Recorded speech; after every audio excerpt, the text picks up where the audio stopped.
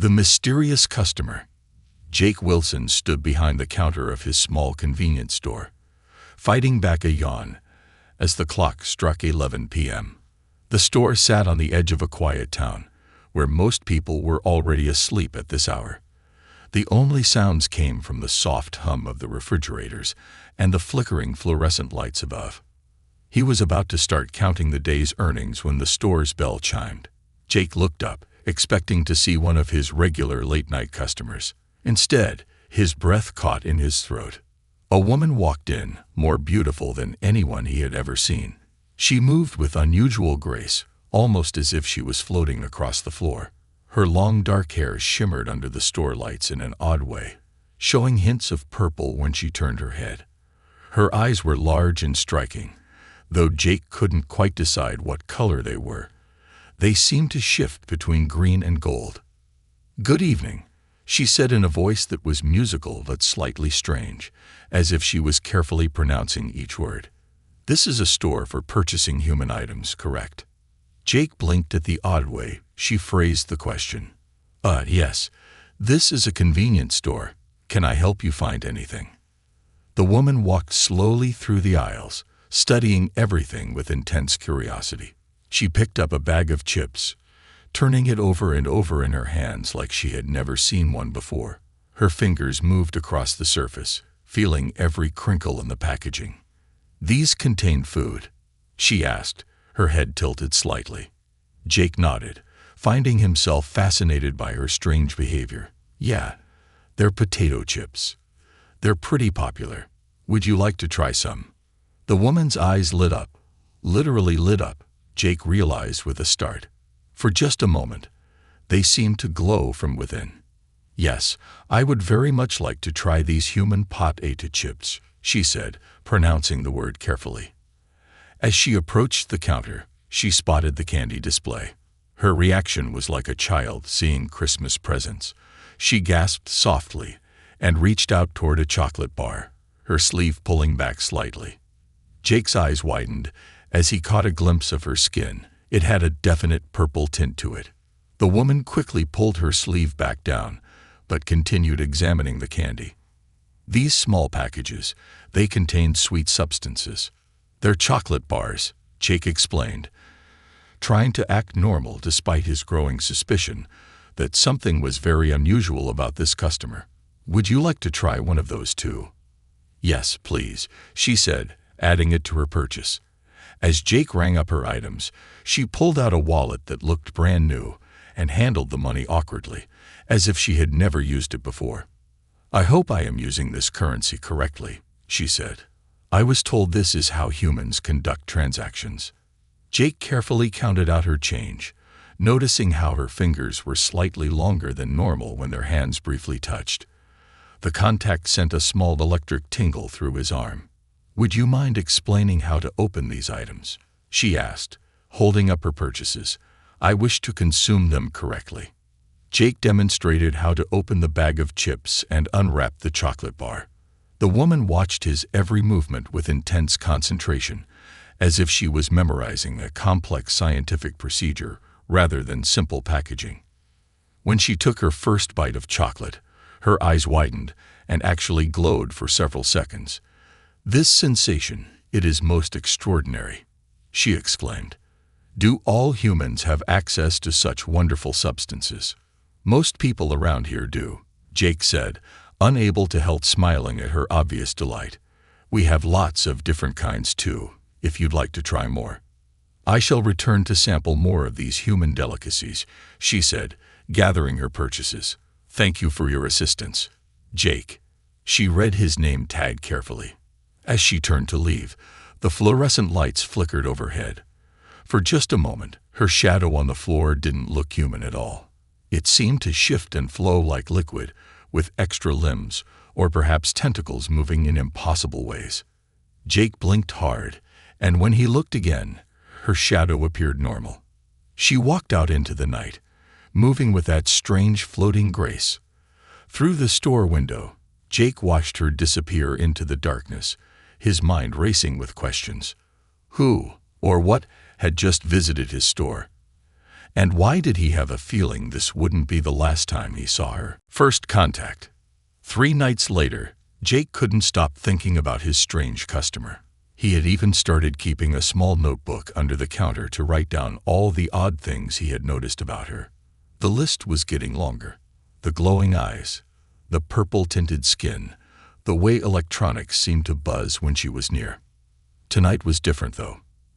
As soon as she walked in, all the digital clocks in the store started running backwards. "Hello, Jake," she said, that musical voice making the fluorescent lights flicker. "I have returned to learn more about human consumables." She was wearing what looked like a business suit, but something was off. The buttons were on the wrong side, and the fabric seemed to shift colors slightly as she moved. "I'm glad you came back," Jake said, trying to sound casual while his heart raced. "I saved some new candy flavors for you to try." She smiled, revealing teeth that were just a bit too white, too perfect. "That is most considerate. I must confess, I have been studying the effects of your chocolate.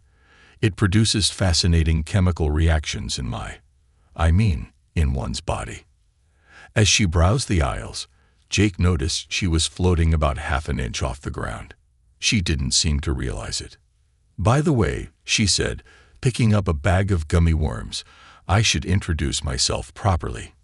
My name is—" She made a sound like wind chimes in a tornado. "But you may call me Lyra. It's closer to your human pronunciation capabilities." "Lyra," Jake repeated, watching as she accidentally passed her hand through a solid shelf before quickly pulling it back. "That's a pretty name. You're not from around here, are you?" She froze, a pack of Oreos passing straight through her suddenly transparent fingers. "What makes you say that?" "Well," Jake said carefully, "most people don't float." Lyra looked down and quickly dropped to the floor with a small "oh." She straightened her suit, which was now definitely shimmering like an oil slick. "I suppose I'm not very good at maintaining this form. The gravity here is different from what I'm used to." A small device fell from her pocket, hovering in the air before she could catch it. It looked like a cross between a smartphone and a living crystal, pulsing with soft light. "Lyra," Jake said gently, "are you an alien?"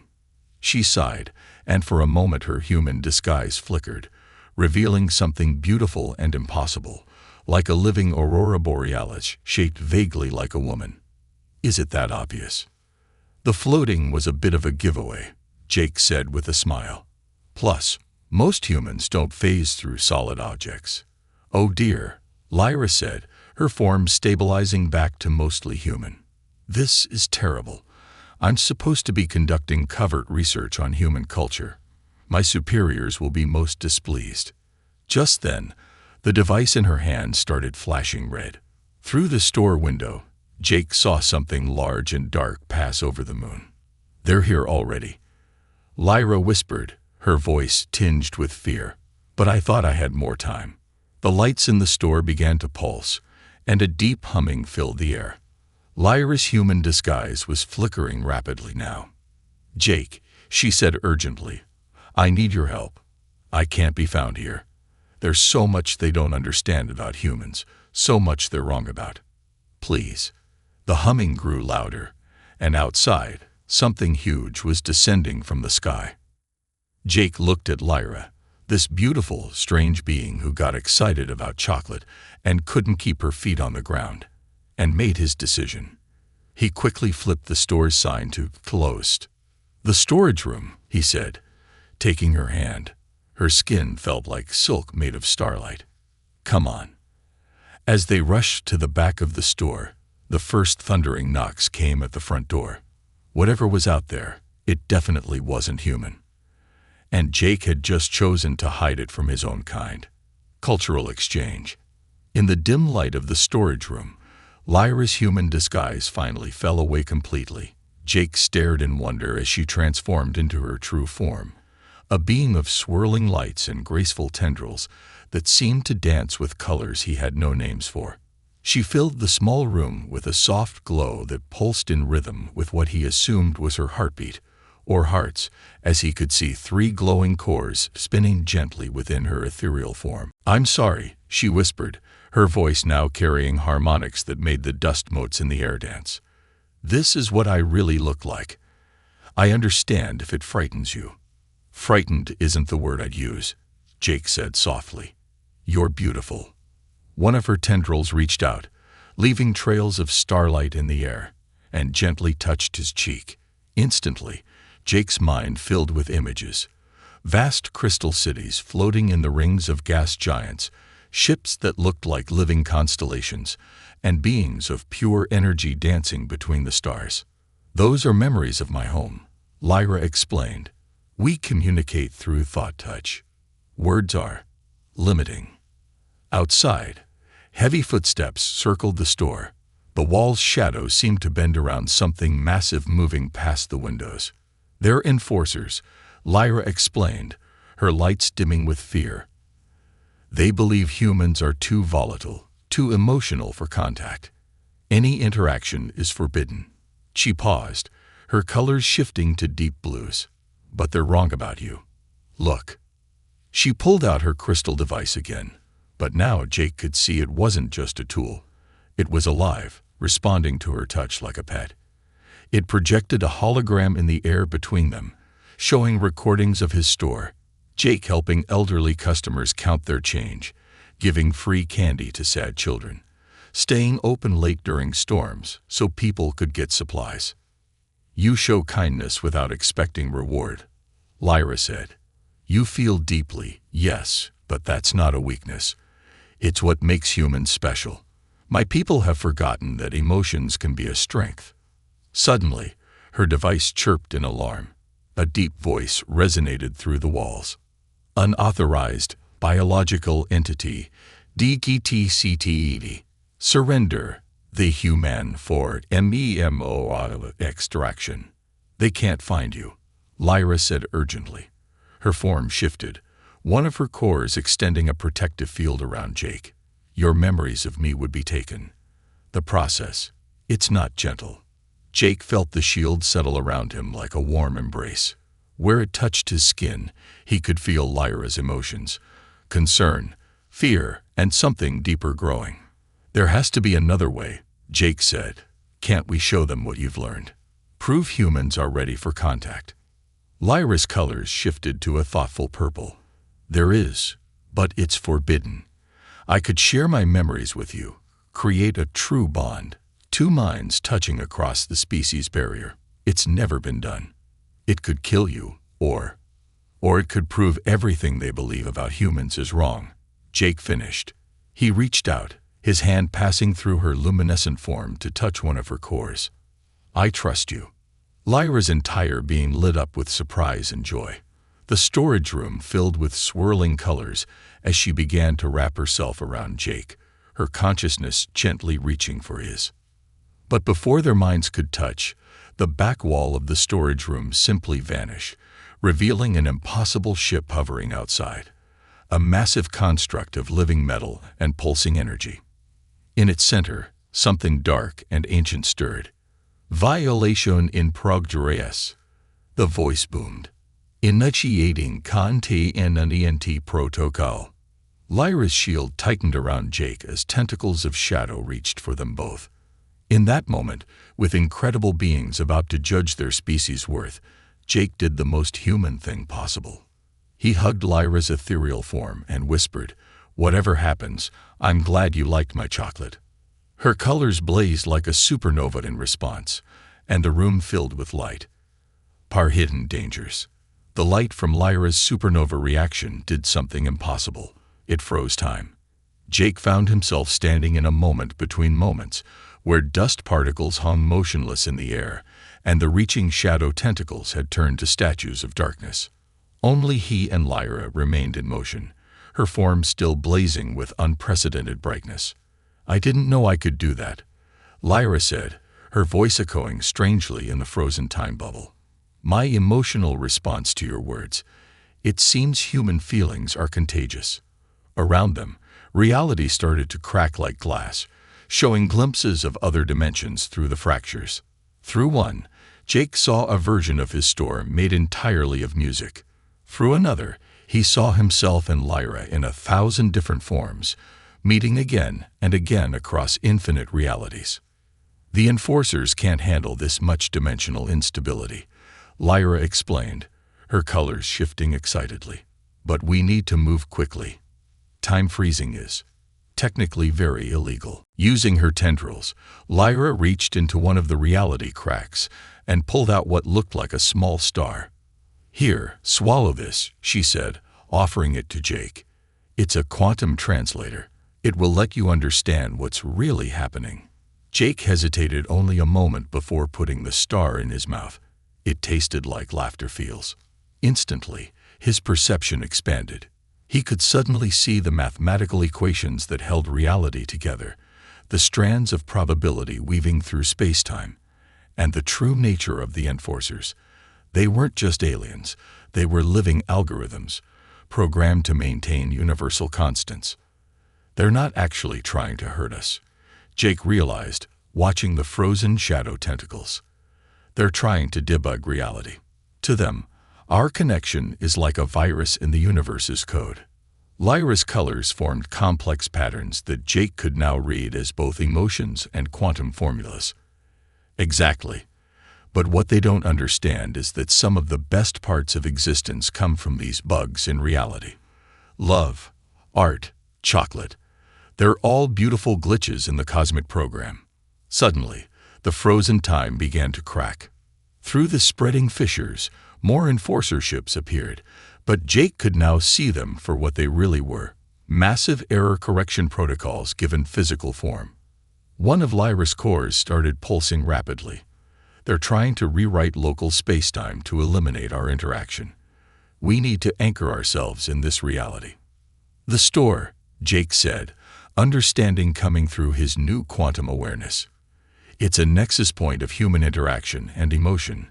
Years of small kindnesses and connections have given it weight in the probability space." Lyra's form intertwined with his, her light mixing with his newly visible human aura, a warm golden glow that he'd never known he had. "Yes. Quick, think of every meaningful moment you've had here." Jake closed his eyes and remembered. Helping lost children find their parents, letting homeless people warm up on cold nights, celebrating customers' birthdays, sharing stories with lonely elderly shoppers. Each memory strengthened the golden light around him. The enforcers' ships began to fire beams of pure logic, trying to erase the errors they perceived.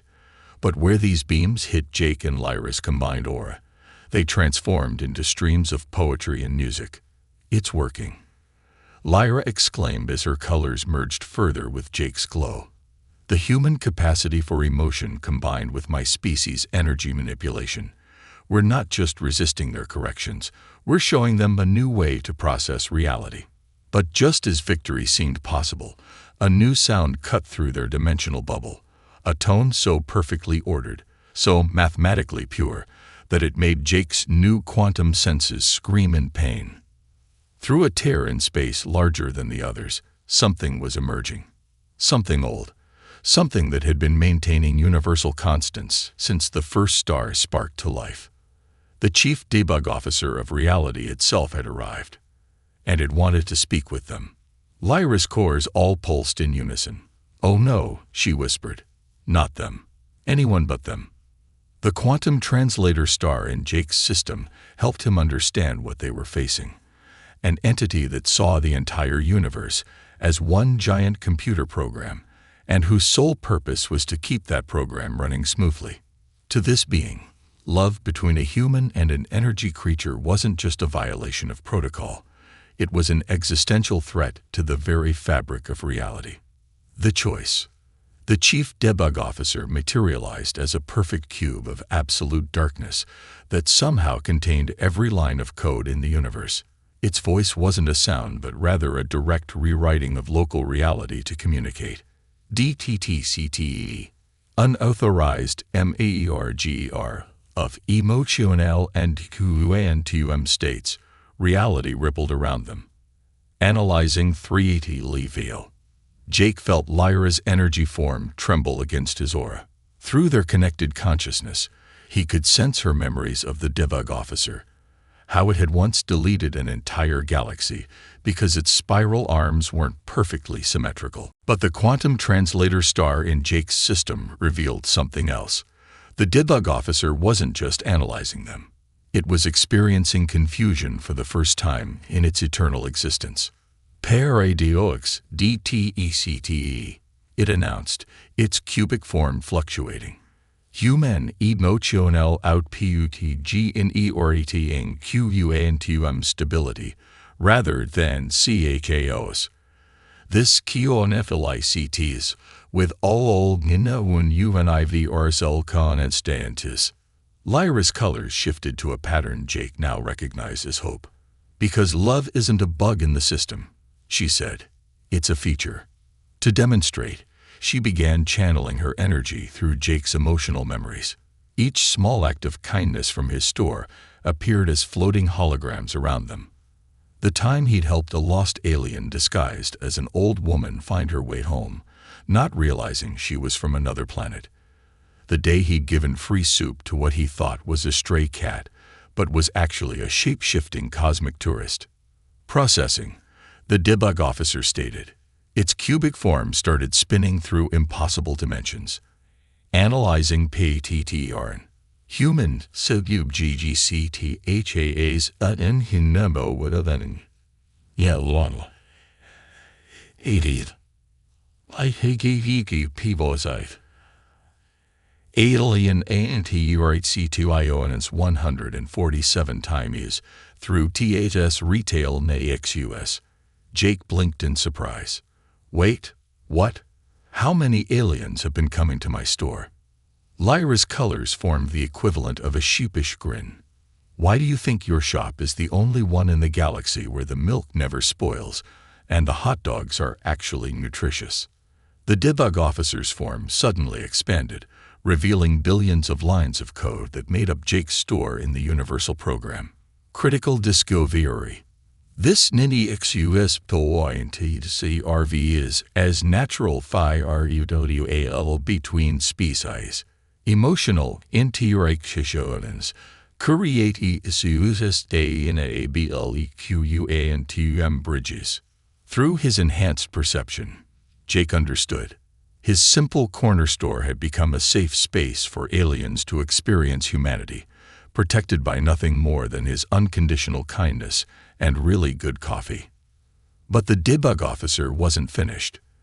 Its form reconfigured into a complex geometric pattern that hurt to look at. Initiating choice protocol. Options. AVIL. 3 quantum possibilities materialized before them. A glowing red sphere. Standard DELETIO of ANOMEDLY. All memories ERASED. A pulsing blue cube. Separation of entities. Return to baseline reality. A shimmering object that seemed to exist in all shapes simultaneously. Experimental protocol. Authorization of human QUANTUM PRVNER shape. The third option. Lyra gasped. It's offering to make our connection official. But her colors dimmed slightly. It would mean becoming part quantum beings yourselves. Both of us would change. Jake looked at his hands, which now glowed with traces of Lyra's energy. He could feel the quantum mathematics singing in his blood, thanks to the translator star. The thought of going back to regular human perception felt like being offered blindness. What would happen to the store? He asked the debug officer. Retail NEXUS, WUDBUPGRADD2O official, INTERDIMENSO. ONAL OAN. It responded. QURENT UNOFI SIL alien QSTO mayors. WULIDBGRINTD legiti access. Lyra's form swirled anxiously. Jake, choosing this means you'll never have a normal human life. You'll be part of something much bigger, much stranger. Are you sure? Before she could finish, Jake reached out and merged his golden aura completely with her light. Their combined consciousness exploded with shared memories, hopes, and possibilities. "I chose you the moment you got excited about chocolate," he said. "Everything else is just quantum mechanics." The debug officer's form vibrated in what might have been approval. "Initiating experimental protocol. Caution. This will hurt." Reality began to reshape itself around them as their very beings were rewritten at the quantum level. The store's walls became transparent, revealing hundreds of their alien customers watching anxiously from higher dimensions. As Jake felt himself becoming something new, something between human and quantum, he smiled at Lyra. "By the way," he said through gritted teeth, "how do you feel about selling interdimensional ice cream?" Her answering laugh rang through 11 dimensions simultaneously. Breaking rules. The transformation wasn't just changing Jake and Lyra. It was changing the entire concept of their existence. As their beings merged with quantum reality, Jake's humble store began to transform too.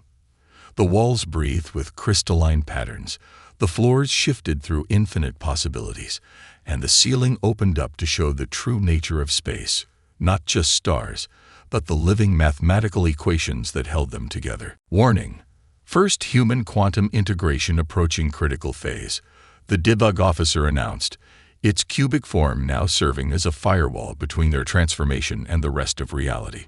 Probability of success. Calculating. Calculating. Error. Too many variables. Jake could see why.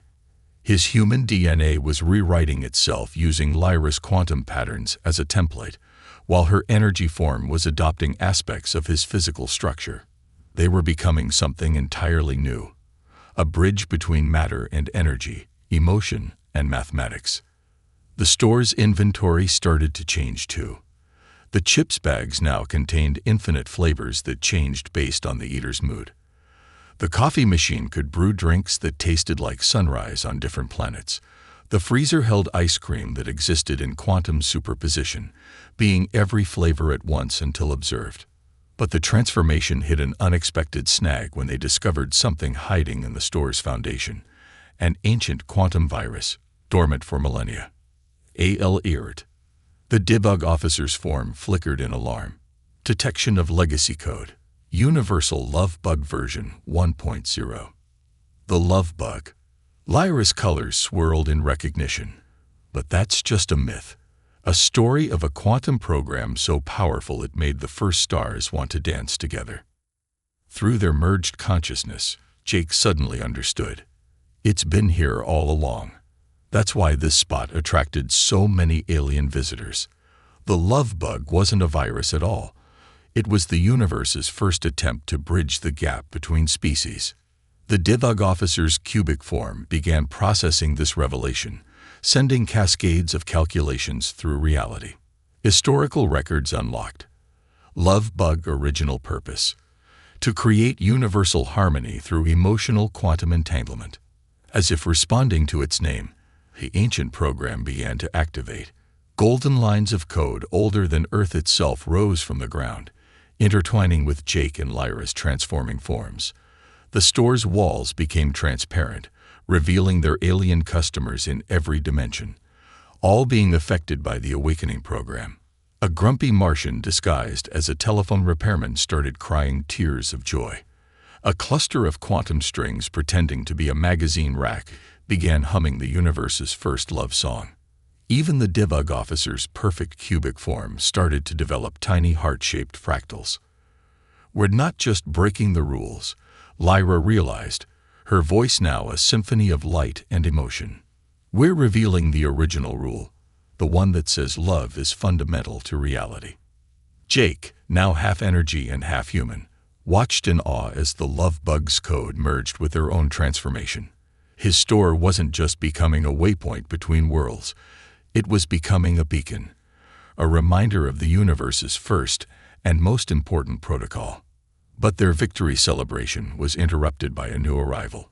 Through a tear in space-time stepped the Quantum Council themselves, beings so ancient they remembered when the universe was still in beta testing. They appeared as living constellations wearing business suits made of pure probability, their name badges written in supernova light. Each carried a universal admin access card that could rewrite the fabric of reality. The council's chief executive officer, a being that looked like a black hole in a tide, spoke first. "We've been running antivirus programs against the love bug for billions of years, and now we find it's been hiding in a human convenience store." The DIVUG officer's cube rotated nervously, requesting guidance. "New evidence suggests love bug is not malicious code but essential operating system." The council members exchanged looks across multiple dimensions. The fate of not just Jake's store, but the very concept of interspecies love hung in the balance. That's when Jake did something either incredibly brave or incredibly stupid. He offered them some of his new quantum ice cream. "Before you make your decision," he said, "try a scoop of supernova swirl. It tastes different for every species, but somehow it makes everyone happy, just like love." The council CEO's event horizon flickered in what might have been amusement. "You dare offer us frozen dairy products at a time like this?" "No," Jake smiled, his form now flickering between human and energy being. "I'm offering you a taste of what the universe was always meant to be." The ice cream floated in the air between them, existing in all flavors, and no flavor simultaneously, waiting for the most powerful beings in existence to make a choice that would reshape reality itself. A new understanding. The Quantum Council CEO stared at the floating scoop of supernova swirl ice cream, its event horizon rippling with curiosity. Time stretched like taffy as everyone, Jake, Lyra, the DIVUG officer, and countless alien customers across dimensions, held their breath. Finally, the CEO reached out with a hand made of condensed starlight and took a bite. The effect was instantaneous and universe-altering. The CEO's black hole form exploded into a rainbow of quantum possibilities, each one expressing a different flavor of joy. The other council members watched in shock as their leader began to laugh, a sound that made new galaxies bloom. "In all my billions of years," the CEO said, wiping a tear of dark matter from their cosmic face, "I've never tasted anything like this. It's love." Lyra finished, her colors dancing. "The main ingredient in everything Jake makes." The DIVUG officer's cubic form spun excitedly. Analysis complete. Ice cream contains same base code as original universe. Conclusion. Love was first program ever written. Through their merged consciousness, Jake and Lyra could see the truth unfolding across all dimensions. The love bug hadn't been a virus.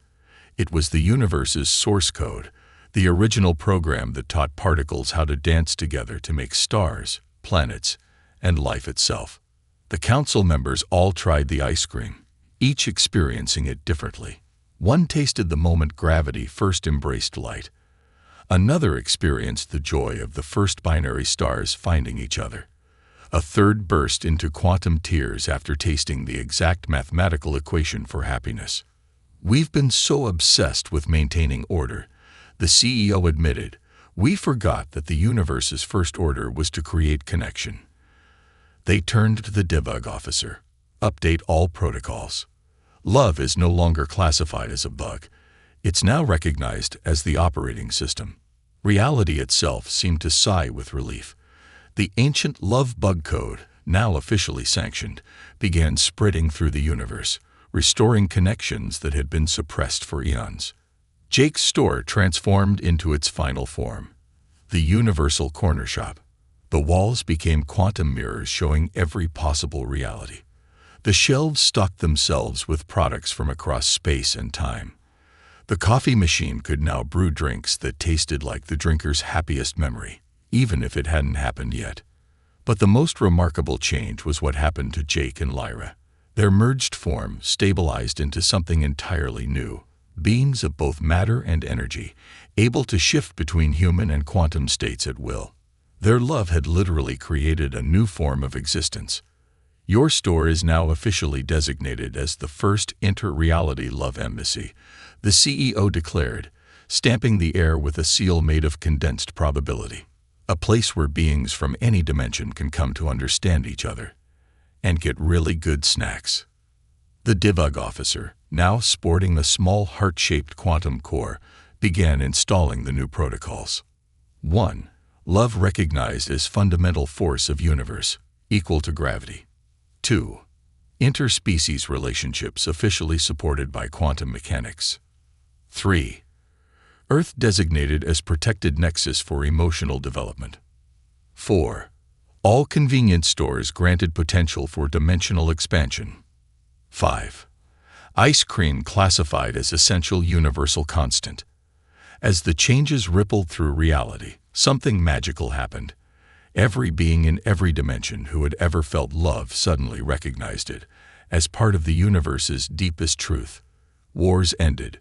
Stars danced. Quantum physics and human emotion were finally recognized as two expressions of the same fundamental force. Back in the store, Jake and Lyra's first customer under the new reality arrived. A shy graviton who had a crush on a light particle but had been too afraid to admit it due to their different wavelengths. "What would you recommend?" the graviton asked nervously. Jake smiled, his form shifting between human and quantum as he reached into the new infinite freezer. "How about a scoop of our special quantum connection crunch? It's made with real dark matter swirls and probability ripples, perfect for first dates across the dimensional barrier." Lyra's colors swirled happily as she added, "And if you like that, wait until you try our new binary star brownies. They're baked with actual captured starlight." The graviton left with not just ice cream, but hope, and a light particle's phone number written in quantum foam. As Jake and Lyra watched their first successful matchmaking under the new universal laws, the debug officer floated over with an announcement. "First day sales report. Love bug spread rate, infinite. Customer satisfaction, beyond measurement. Universe happiness index, all-time high." Jake pulled Lyra close, their forms merging in a dance of light and matter. "Not bad for an innocent purchase from a human store. Huh." Lyra's laugh echoed across 11 dimensions. "Just wait until they try our new menu item, Memory Lane milkshakes. They let you taste your favorite moment across all possible timelines." And so, in a small corner store at the edge of infinity, love became the most powerful force in the universe, one scoop of ice cream at a time.